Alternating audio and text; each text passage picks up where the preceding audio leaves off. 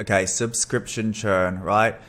Sometimes it doesn't feel like this is a major issue, especially when you're acquiring so many subscribers and you're looking at the data and you're like, oh, we acquired 500 subscribers and we only lost 10.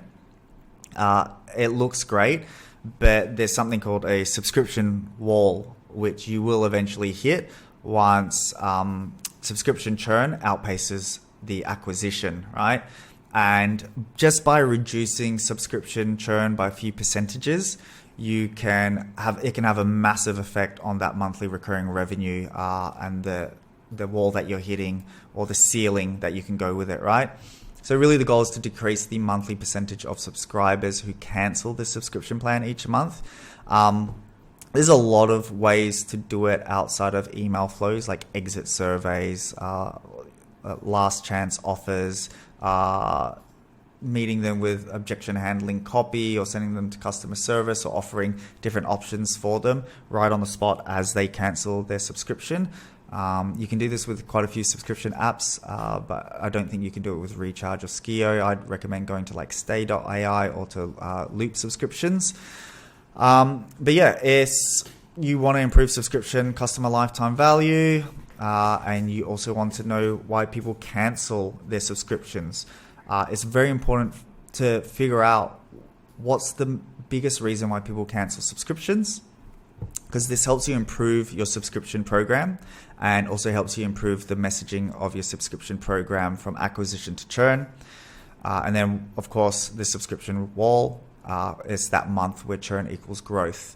And that's where things get really tough, because the revenue stops compounding, basically. So really the email content is, if somebody does cancel their subscription, you want to send them an email and figure out, hey, why did you cancel your subscription, right?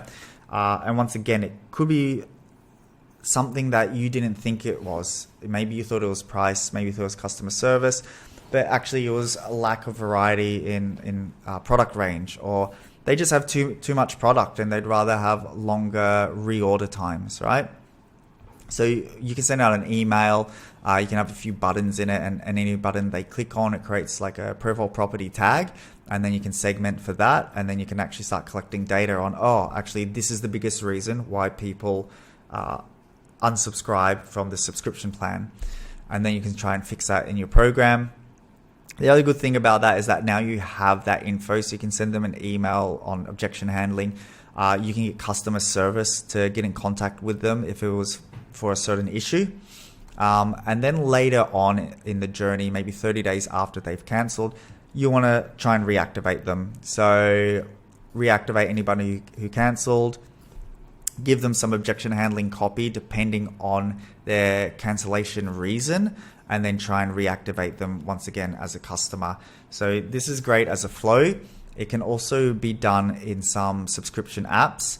And then outside of this, another great thing, which would be a campaign, is you can do it in a flow also, which we've been working on, is after somebody's had their second reorder for a subscription, you want to proactively actually do a temperature check. So a lot of this is like reactive. It's like someone's gone to cancel. All right, something's gone wrong. Let's try and handle it. Let's try and keep them on, and then let's try and reactivate it. What you can do instead is what we call like a subscription temperature check. So someone's had their second subscription order.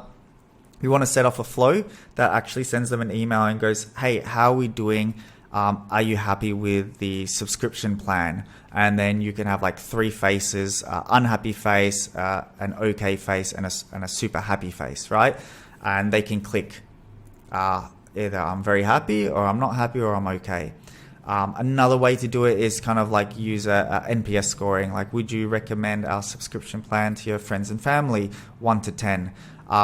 So with the faces, anything that's unhappy or just average, if they click on those, then maybe you want to send off a Klaviyo notification to the customer service team and go, hey, something's up with this customer. They just got on the second reorder on the subscription plan. They haven't cancelled yet, but they're not so happy with the subscription program for whatever reason. maybe get on the phone with them, maybe shoot them an email, but let's talk to them and let's figure out what's going on so that they don't get to the point where they are going to cancel. If they're happy, then yeah, just shoot them an email and say super glad. Maybe ask them what they love about the subscription program also, so you can get data on that. And even with the NPS scoring, I think it's anything below 7 and below. You want to hit them up and just figure out what's going on. So that way you're actually proactively reducing churn, and you're sort of getting to these people before they end up canceling, which is a great way to once again reduce that subscriber churn, and more importantly, learn more about your customers, learn what they hate, what they love about the subscription program, so you can make it better, so more people stay on it for a longer time and the customer lifetime value increases for everybody who's on it, and you don't hit that subscription wall too early.